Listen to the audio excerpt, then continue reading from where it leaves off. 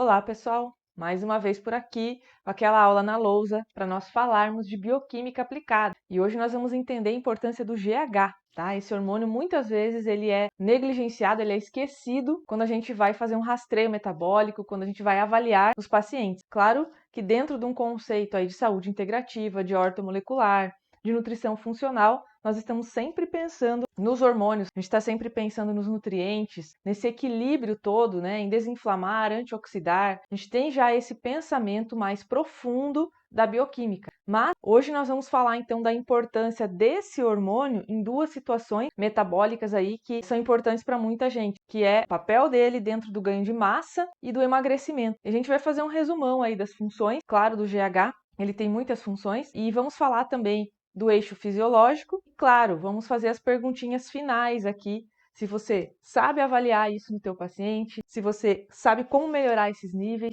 então fica até o final.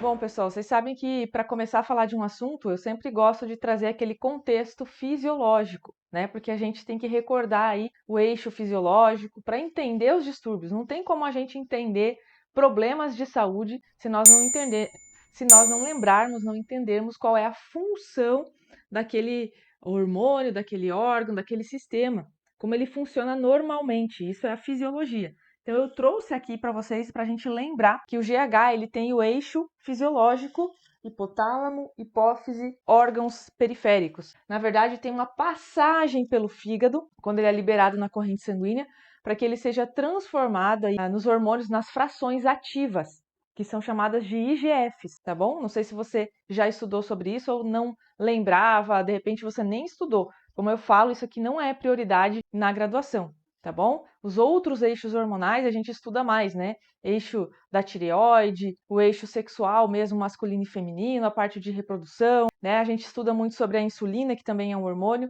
mas o GH ele não é muito falado, não é dado ênfase e com certeza a gente não lembra dele quando vai pensar em problemas de saúde.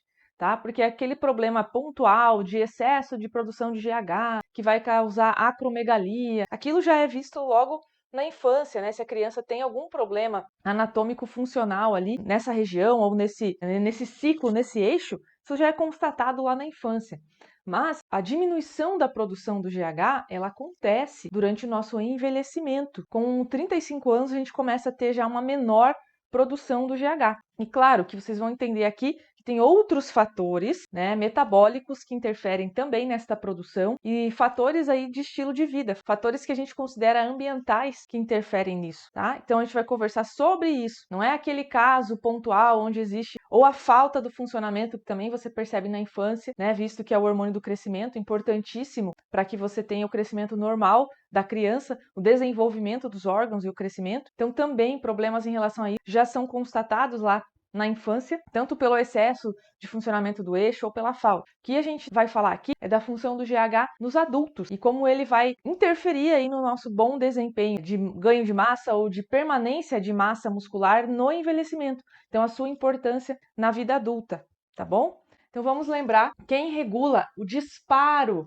Lembra que quando a gente fala de eixo hipotálamo-hipófise, a gente sempre fala de hormônios intermediários, né, que vão disparar aí a função dos hormônios efetores, efetivos. Então a gente tem o entendimento do hipotálamo que há uma necessidade de liberar o GHRH, que é esse intermediário que vai fazer o seu efeito na adenohipófise. Ele tem receptores ali, então ele vai ser liberado pelo hipotálamo e vai se ligar nos seus receptores da adenohipófise, estimulando a liberação do GH pela adenohipófise, que vai estimular a liberação dos IGFs. E nós vamos falar principalmente aqui hoje do IGF-1, tá bom? Que é a forma ativa do hormônio GH. Então, nós temos algumas coisas que regulam esse eixo, tá? Primeira coisa que regula esse eixo. Estão vendo aqui, ó? Ritmo circadiano. Sim, você vai liberar o GH nas 2 primeiras horas de sono. Olha a importância disso. O ciclo, se a gente fosse aprofundar só nessa parte, né, colocar aqui o ciclo circadiano, melatonina, cortisol, colocar as interferências, né, do ciclo na sua vida, ia ter que ser uma aula só sobre isso. Então, O que a gente tem que lembrar é que ele vai seguir o ritmo circadiano. Então, ele vai ser liberado à noite, nas 2 primeiras horas de sono, quando a melatonina tiver feito já alguns picos, né? A gente tem pico de melatonina às 8 da noite, às 10 da noite, à meia-noite. Então, o nosso corpo avisando, né, que nós deveríamos ir dormir, gente, no máximo às 10 horas da noite. Isso eu tô falando aqui o que deveria ser. Eu sei que não é bem assim que funcionam as coisas. Mas, se você, por exemplo, começa a inverter, né, trocar a noite pelo dia, você vai ter problemas na produção do GH. Pode ter certeza. Tá? Ah, eu faço plantão. Ah, eu trabalho invertido, né? Eu durmo de dia e trabalho à noite. O seu corpo, ele até faz algumas adaptações, mas não foi feito para isso, tá? Não foi feito para você trocar a noite pelo dia. Então, vai afetar sim a produção, os níveis de GH e de IGF-1. Vocês vão ver que a gente vai falar mais sobre ele no final dessa aula aqui. A gente falar aqui de como avaliar, né, se o paciente está produzindo níveis adequados, tá bom? A gente avalia pelo IGF-1, que é o hormônio ativo. Pegaram a ideia? Então, ritmo circadiano. Outra coisa que interfere, estresse e cortisol. Então, se eu tiver um cortisol elevado, vocês vão ver aqui nos inibidores da liberação, se eu tiver um cortisol elevado, eu vou diminuir a liberação do GH. Então, começa a imaginar, a gente vai falar as funções do GH, mas eu já te adianto que ele, na vida adulta, ele é importantíssimo para o reparo celular. Todos aqueles órgãos nossos que ficam se mantendo, fazendo mitose, né, onde você tem uma manutenção aí desse órgão que o corpo faz, precisa do GH. Tá? Então, por isso que a gente relaciona muito o GH com o envelhecimento, a falta dele com o envelhecimento precoce, com o mau envelhecimento que a gente fala, né? Que a gente vai envelhecer, todos nós, mas nós queremos envelhecer bem. Nós queremos envelhecer mantendo funções, mantendo massa muscular, mantendo cognição, né? Mantendo todo o organismo funcionando e sendo produtivo. Ah, para depois dos 90 anos, aí a gente vai começar a ter um declínio. Esse é o desejo. Mas vocês veem que tem pessoas aí com 50, às vezes até antes, já desenvolvendo doença crônica, já tendo uma série de problemas. Isso não é esperado pela nossa composição corporal. O nosso corpo, ele tem capacidade, sim, de durar até os 120 anos, pelo menos. Tá? Agora, por que não acontece? Aí vem aquele monte de perguntas, né? Como está o estilo de vida? Como está o ambiente? Como é o conceito de saúde que você tem, né? Você acha que saúde a gente só presta atenção na hora que a gente adoece? Né? É esse que é o nosso problema. Falta-nos mentalidade, falta conhecimento de prevenção, falta estratégias de prevenção e ensino, educação em saúde para os nossos pacientes. É isso que falta. Uma vez que a gente tenha conhecimento, a gente aí tem duas escolhas. Eu quero continuar a ladeira abaixo. Você é livre para isso também. Mas aí você vai dar a chance do teu paciente falar: não, eu não quero. Eu quero fazer a escolha certa, eu quero ir por aqui. Esse é o eixo estresse e cortisol elevado, que acontece na fase 1 do estresse, principalmente aqueles picos de cortisol, vão inibir a produção do GH. E o jejum também regula, ele vai regular aí totalmente a produção do GH, mas no sentido de estimular. O jejum, ele estimula a liberação do GH, tá bom? Então aqui a gente tem o estresse e o cortisol inibindo a produção, nós temos o ritmo circadiano controlando esta produção, ou seja, à noite, primeiras 2 horas de sono ali que eu vou descansar, que eu vou começar a desligar, né, o meu corpinho, eu vou fazer a liberação aí do GH. Porque aí é o momento que o corpo vai dizer, tá, beleza, como é que foi esse dia? O que precisa reparar? Agora que a gente se acalmou, né? Então é assim que funciona. Pra gente fechar aqui, como que o corpo se autorregula? Lembram dos feedbacks? Né? Pra gente entender, finalizar aqui esse eixo. Quando você libera o GH-RH e o GH e você tem a produção do IGF-1 aqui no fígado, são os fatores de crescimento semelhantes à insulina, tem mais de um, tá? Tem alguns IGFs, você começa a aumentar isso na corrente sanguínea, então você vai fazer um feedback negativo, ou seja, você vai dizer assim para a tua adenohipófise, olha, já tem hormônio aqui periférico suficiente, pode parar. Mesma coisa você vai fazer lá no hipotálamo. Olha, tem hormônio suficiente periférico, pode parar de liberar o GH-RH. Então esse é o controle fisiológico, tá? E é maravilhoso, porque quando a gente conta com o nosso organismo, pequenas doses vão sendo liberadas ou o nosso corpo inibe a liberação e vai regulando conforme o nosso dia, conforme a nossa necessidade, conforme os interferentes, tá? E quando eu penso, sempre falo para vocês em questão de reposição hormonal, né? Que é recolocar um hormônio. Quando você recoloca qualquer hormônio, tá, gente? Desde hormônio tireoidiano, insulina, né? Hormônios do eixo feminino e masculino, sempre que você está recolocando, que você está colocando isso de forma artificial através de uma forma farmacêutica, mesmo que seja um hormônio bioidêntico, você não está fazendo essas micro-regulações. Você está colocando uma dose diária fixa, geralmente, né? E o nosso corpo, ele se autorregula. De repente, hoje, né, eu preciso lá de 10 microgramas. Amanhã, o meu corpo teve uma demanda, eu passei um estresse, teve uma questão que aconteceu comigo, né, me alimentei mal, eu vou precisar de 20 microgramas. Então, o meu corpo ele vai se autorregulando várias vezes durante o dia, inclusive. E quando você repõe um hormônio, o que acontece? Você repõe a mesma dose, geralmente no mesmo horário, todo dia. Porque é assim a melhor maneira que foi encontrada até agora de fazer reposição. Então, sempre que você puder evitar reposições hormonais, cuidar do seu corpo para manter os eixos hormonais funcionando, você deve se esforçar nesta direção. Nada vai substituir esse efeito minucioso que o seu corpo, que os seus órgãos fazem para você todos os dias de autorregulação. Então, procure não estragar os seus eixos metabólicos. Que tal começar por aí? É verdade. Ah, professora, mas na menopausa o ovário entra em falência. Sim, mas eu não estou falando aqui desta situação, que é uma situação fisiológica, né? Onde a gente vai ter a menopausa, isso faz parte, né? Não é uma coisa que aconteceu porque você não cuidou do teu corpo. Não, é uma coisa que faz parte da nossa fisiologia. E lá, quando isso acontecer, a gente vai avaliar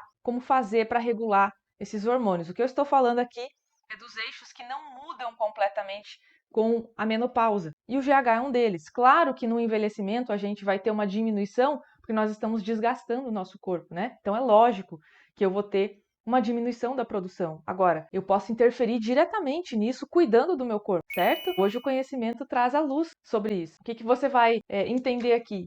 Feedbacks, isso aqui fisiologia, até agora não falamos de doença, de problema nenhum, tá? Então o corpo se autorregulando através do IGF-1, então, que é o hormônio periférico que vai fazer o feedback. E vamos destacar aqui, ó, que ele é produzido no fígado. Então, se você tem um paciente com um fígado agredido, você vai ter um monte de problemas hormonais nesse paciente, tá? Porque o fígado, ele faz essa síntese, ele também produz carreadores hormonais. A gente vai falar aqui do carreador do IGF-1, que é o IGF-BP3, um dos principais, mas ele também produz carreadores de outros hormônios, o SHBG, os carreadores dos hormônios tireoidianos, né, que é o CBG, carreador de cortisol. Então, todos esses carreadores, esses transportadores de hormônios, eu quero lembrar você que esses hormônios que tem núcleo mais esteroidal, como hormônios sexuais, cortisol, e a maioria, né, dos nossos hormônios, eles são transportados por carreadores, né, com exceção da insulina, por exemplo, que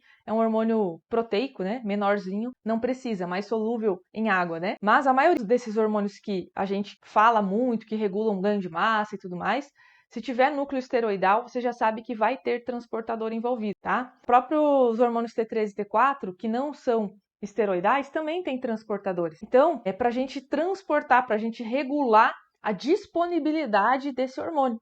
Lembrando que o que tiver na fração ligada, ou seja, que tiver junto com o carreador, ele não está fazendo o efeito na hora. A fração livre que vai sendo liberada conforme necessidade desse carreador, então o carreador funciona como um estoque de hormônio, né? Vai sendo liberada essa fração livre, é a fração que vai ser efetiva, que vai conseguir ligar nos seus receptores, né? Então eu preciso ter um equilíbrio entre a fração reserva, que está no carreador, e a fração livre. Outra substância que é produzida pelo fígado, albumina. Então, se a gente fosse falar de fígado aqui, nós ficaríamos também uma aula inteira falando das funções do fígado. E aí você começaria a entender por que é tão importante cuidar deste órgão. Tem gente que gosta de tomar um negocinho chamado álcool, que na verdade serve para limpar as mãos, né? Eu sei que dói, né? A verdade ela é bem dolorida. Mas se você prejudicar o teu fígado, só aguarda, tá? Você vai ter muitos problemas hormonais. E aí a culpa não é da genética, a culpa é sua, que não cuida do seu fígado. Quero falar aqui para os comedores de farinás, que hoje a gente já consegue talvez superar os problemas de fígado relacionados a álcool, estão perdendo espaço para os problemas relacionados ao excesso de gordura pela má alimentação, né? Então, doença gordurosa de fígado. Quando você pensar em hormônio, você tem que pensar em fígado. Não é só porque o GH aqui é metabolizado diretamente no fígado para produzir o IGF-1. Os outros hormônios, mesmo que sejam produzidos lá no testículo, outro é produzido na tireoide, mas todos dependem indiretamente para ter a sua função correta do fígado, tá bom? Então, fechamos o ciclo aqui. Vai produzir, então, os fatores de crescimento, vai acabar regulando a concentração de glicose sanguínea, vai regular aqui o crescimento dos ossos e tecidos, que é o que ele faz, então, quando a gente já é adulto. Tem o papel do GH aí, claro, na infância, no crescimento, né? Realmente a estatura, o desenvolvimento dos órgãos. E quando na vida adulta tem mais relação com a manutenção. Então, quais são os estimulantes da liberação aqui do GH? T3. Então, olha só, o T3, hormônio tireoidiano, que é a fração ativa, lembrando que a gente produz T4 e T3 pela tireoide, muito mais produzido o T4, que é um hormônio que tem uma função, né, uma capacidade de produzir um efeito direto bem menor, né, umas 5, 6 vezes menor do que o T3, que a gente considera a fração ativa e efetiva, a fração real que vai mexer no nosso metabolismo.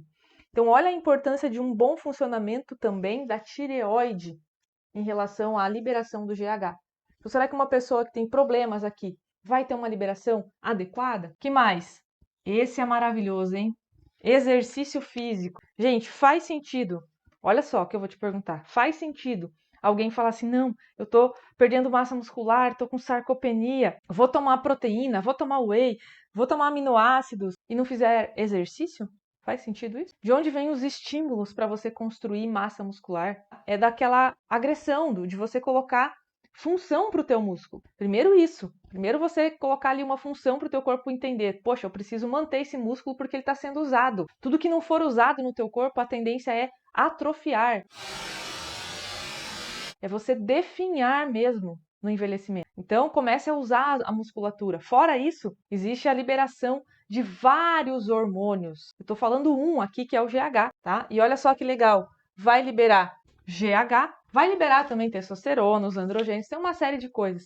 E aí você começa a ter a reconstrução muscular. Então, exercício também regula a tua liberação de GH. Ah, mas se eu aumentasse o GH, eu aumentaria preservação de massa muscular? Sim, mas se você não fizer o exercício para estimular, é aquilo que eu disse. Teu corpo não entende tamanha necessidade. O corpo que foi feito, ele é bem preguiçoso, ele só mantém as coisas que estão sendo usadas. Então, se não está usando, não é importante. Ah, no momento em que eu precisar de uma proteína, eu vou arrancar desse músculo, tá? Para o corpo se manter para outras funções. Então, exercício. Outros hormônios que regulam a testosterona e estrogênio. Se você tiver falta de testosterona, de estrogênio, vai diminuir a produção do GH. A gente não vai explicar detalhadamente todos os eixos interrelacionados aqui. Eu estou só querendo te passar essa informação para você ver como, quando eu vou olhar um organismo, eu não posso olhar pontualmente como a gente está acostumado a fazer, né?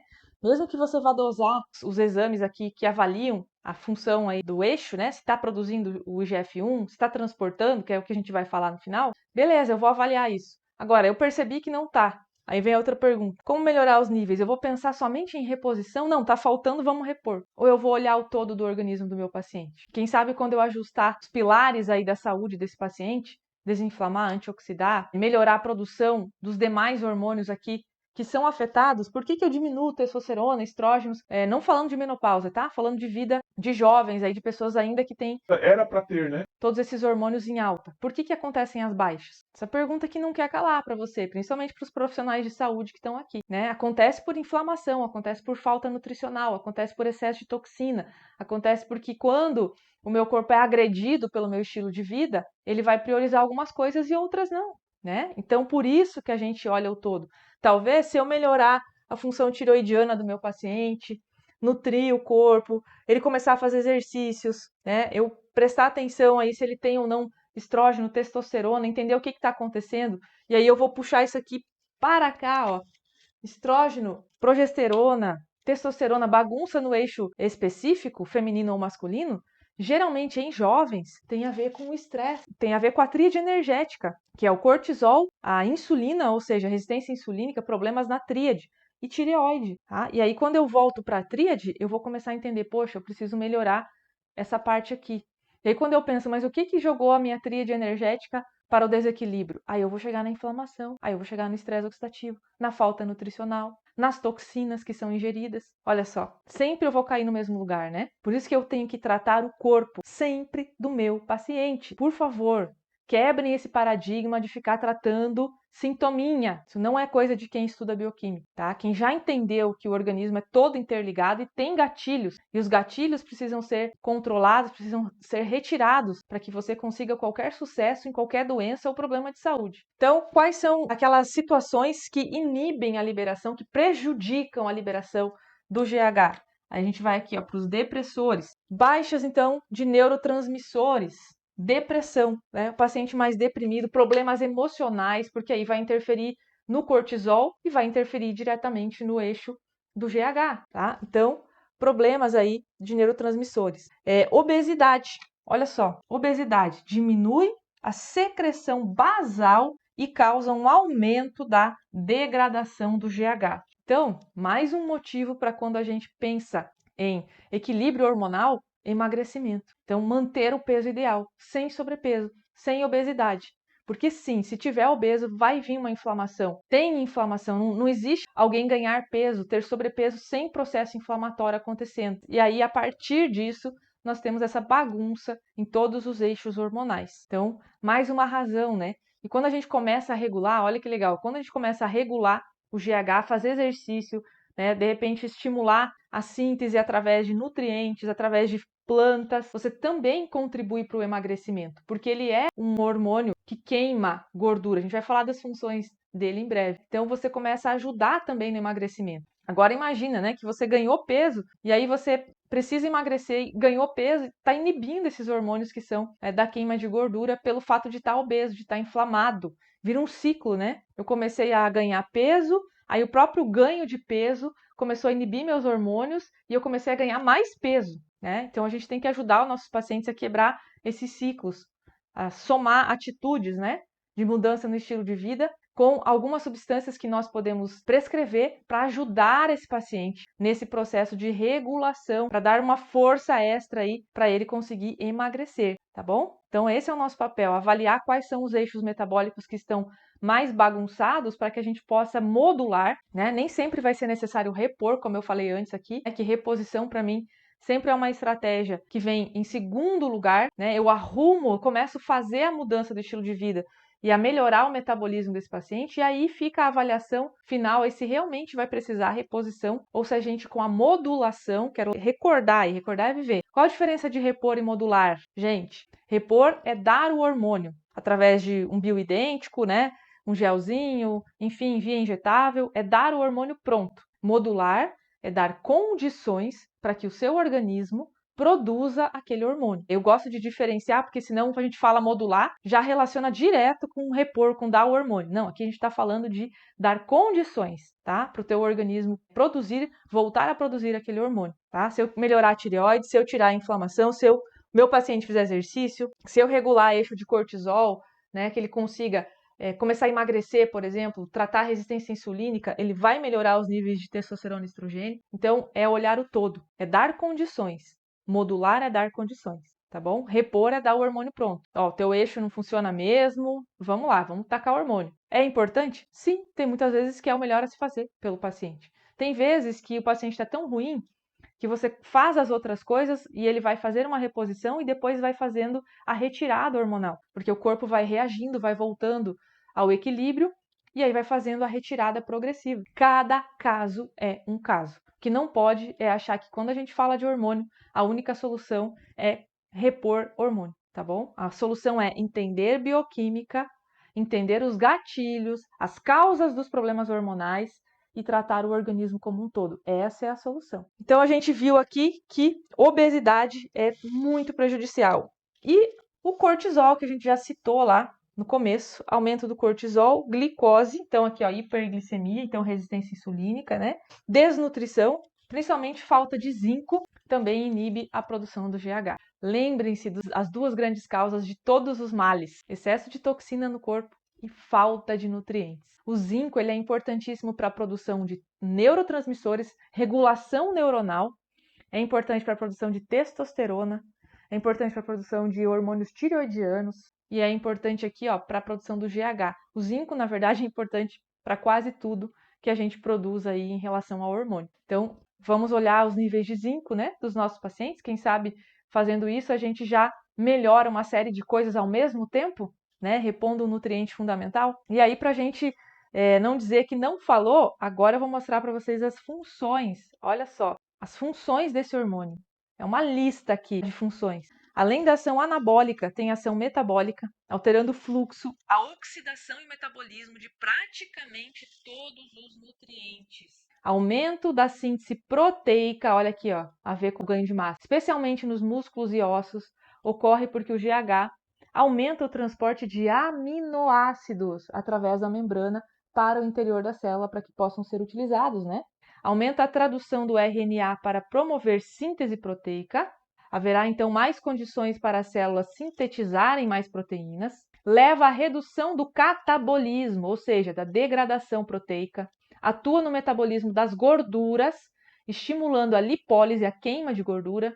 Isso resulta em aumento de massa magra e queima de gordura, essas ações aqui, ó, né, todas juntas. Porém, com o aumento de ácidos graxos como fonte de energia, acaba poupando a utilização de carboidratos. Com isso, ocorre um aumento da concentração de glicose e liberação de insulina. Então, é com isso que a gente tem que tomar cuidado, né? Quando pensar em melhorar, emagrecer, a gente também tem que pensar na nossa dieta, no que nós vamos consumir, para ajudar a regulação aí da insulina, tá bom? Por isso que é uma série de coisas, de atitudes que nós vamos tomar em conjunto. E, para finalizar aqui, ó, estimula o sistema imunológico e a manutenção e funcionamento das ilhotas pancreáticas.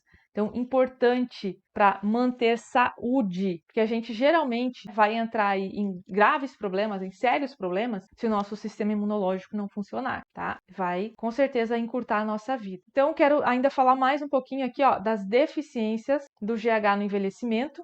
Né? A partir dos 35 anos, a maioria das pessoas começa a experimentar uma queda, né, crônica e redução da capacidade de produção. Essa queda de GH e de IGF-1 reflete na redução da massa magra, aumento da gordura corporal, aumento das lipoproteínas, do LDL. O sono e o exercício físico são os dois principais estímulos para a secreção do GH. Professora, mas você vai falar de substâncias que podem ajudar? Vou falar de 2 substâncias, mas sem pensar nisso aqui, não me venham com a cápsula resolve. O sono e o exercício físico são os principais estímulos para a secreção do GH. O GH é o mais eficaz, né, agente anti-obesidade descoberto. Ajuda a reduzir a gordura do abdômen, cintura, quadril, coxas, enquanto aumenta a massa magra. Contribui para o peso das células, para o reparo das células cerebrais, melhorar a capacidade de concentração, energia e sensação de bem-estar. Então, não preciso falar, né? Por que eu coloquei aqui para vocês que ele é fundamental no ganho de massa e no emagrecimento, depois de mostrar todas essas funções que ele exerce. Muito bem, todo mundo chegou até aqui, pensou, professor, legal, entendi, é importante. Como que eu avalio isso no meu paciente? Então, você pode dosar aí o IGF-1, pode dosar o IGF-BP3. IGF-1 é a fração ativa e o IGF-BP3 é o carreador, né? Você vai avaliar aí se está transportando também adequadamente. Então, esses exames devem estar terceiro e quarto quartil. O que é quartil? Gente, se você está me acompanhando e não sabe usar a técnica dos quartis para avaliar exames, assiste uma aula aqui onde eu explico, tá? Porque a gente divide a distância, valor de referência, né? Mínimo normal, máximo normal, a gente divide em 4 quartis para buscar a otimização. Eu não quero, se eu estou falando em saúde, se eu estou falando em manter um organismo sem doenças no seu potencial máximo, eu não estou falando apenas em estar dentro de valores de referência. Eu estou falando em estar em valores de referência otimizados para aquele marcador, tá? Então, usar a técnica dos quartis é uma coisa que nos ajuda a enxergar se o nosso paciente está com os marcadores otimizados. E aí, eu sabendo qual é a função daquele hormônio, daquela substância, daquele marcador, eu vou descobrir qual é o quartil ideal, né? No caso aqui, eu estou dizendo para vocês, tem que ser mantido o terceiro e quarto, porque é um hormônio importantíssimo para reparo, para massa muscular. Então, eu não quero que o meu paciente tenha o valor mínimo para a idade dele, vocês vão ver que ele tem valor mínimo conforme idade. Aí tá lá, o valor mínimo é 80 e meu paciente está com 85. Não. O valor máximo é 250. Eu quero que esteja lá em 200. Então, aí eu vou também levar em consideração as outras bagunças hormonais, falei várias aqui durante a aula, que eu não vou dosar só isso aqui e olhar, claro, nunca dosei, professor, eu quero ver. Você pode, fica à vontade, mas se não tiver ok, você tem que entender o que está causando toda a bagunça. Então não é só vou olhar e daí vou fazer uma modulação direta. Não, você vai ter que olhar todo o corpo para ver cortisol, para ver hormônios da tireoide, para ver inflamação, tá? É assim que funciona quando você quer realmente tratar o organismo e tratar as causas. E aí vem essa pergunta aqui, ó, como melhorar os níveis? Você já sabe, né? sono e exercício. Né? Controle do estresse, tal. Mas existem substâncias aí que eu possa usar para fazer uma modulação? Agora que vocês já sabem que a reposição ela vai ficar, principalmente nesse caso aqui, tá? Desse hormônio. A reposição vai ficar somente quando todas as outras estratégias não funcionarem, quando toda a mudança do corpo, a modulação, toda a adequação dos eixos metabólicos, nutrição, detoxificação, quando isso não resolver, quando nada ajudar, que o paciente realmente teve um comprometimento aí fisiológico da produção do eixo, alguma coisa aqui no eixo ficou comprometida e não evolui, aí você vai para reposição, tá? Essa é a minha opinião de uma pessoa que usa sempre a fisiologia e a bioquímica como pauta de saúde, tá? Então, pode ter alguém com outra visão aí. Essa é a minha visão, que eu sempre tenho que me preocupar por que não está produzindo e tratar a causa. Tratando causa, aí eu vou observando. E lembrando sempre o paciente que tudo é um processo, né? Porque a gente tem aquela ideia de pílula mágica, né? A gente passou 20, 30 anos destruindo o corpo, detonando, ganhando peso, ficando com 30 quilos a mais, e a gente quer que tudo se resolva maravilhosamente em 30 dias. Não vai acontecer. O que vai acontecer é uma melhora progressiva, uma mudança progressiva, e tem que dormir com esse barulho, porque os caminhos, os atalhos que a gente vê por aí, geralmente, no final, a pessoa se dá mal, né? Não é assim? Tudo que é duradouro, real e bom nesse universo aqui é construído diariamente. Pode observar. E aí, então, para modular, olha só, a gente tem essas duas substâncias.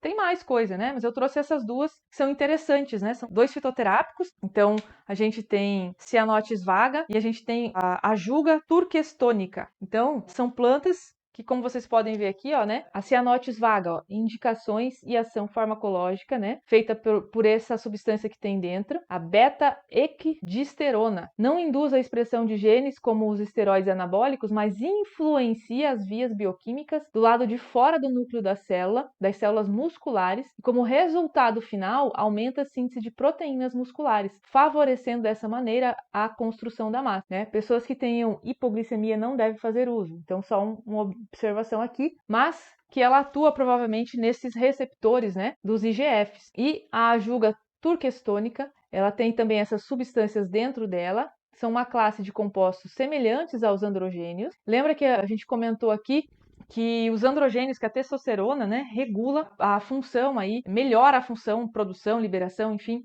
funcionamento do GH, né? Então aqui essa planta, ela vai ter essa função androgênica aqui, ó, né? Semelhante aos androgênios. São estudados como fatores de crescimento de planta. Então, ele é o hormônio de crescimento da planta, né? Então, a gente está colocando aí no organismo e ele vai mudar aí toda essa questão de modulação, na verdade, dos receptores que a gente tem aí dos IGFs, tá? Então, você pode depois estudar mais sobre essas plantas, verificar a dosagem, né? Você que é profissional da saúde, que quer prescrever, com certeza tem um caminho aí, né? Inclusive, isso aqui está dentro do meu curso de modulação hormonal detalhado, né? As fórmulas, tudo mais, a gente conversa um pouquinho mais detalhado lá, até para ter mais segurança, né? Já imaginou começar a encher um monte de fórmulas aqui no YouTube, as pessoas fazendo automedicação aí? Temos que pensar sobre isso, né? Aqui é um canal aberto, todo mundo acessa, é fantástico. E a ideia aqui é eu passar as principais dicas para vocês poderem melhorar a sua atuação e o seu entendimento, né, sobre algum órgão, sistema, sobre bioquímica, mas não é sair passando fórmulas e tratamentos aqui de forma irresponsável, tá bom? E se você gostou dessa aula, se fez sentido, se trouxe conhecimentos a mais, curte, né, compartilha com as pessoas que precisam entender mais sobre a importância do GH e de tudo que foi falado aqui. Te espero na próxima aula.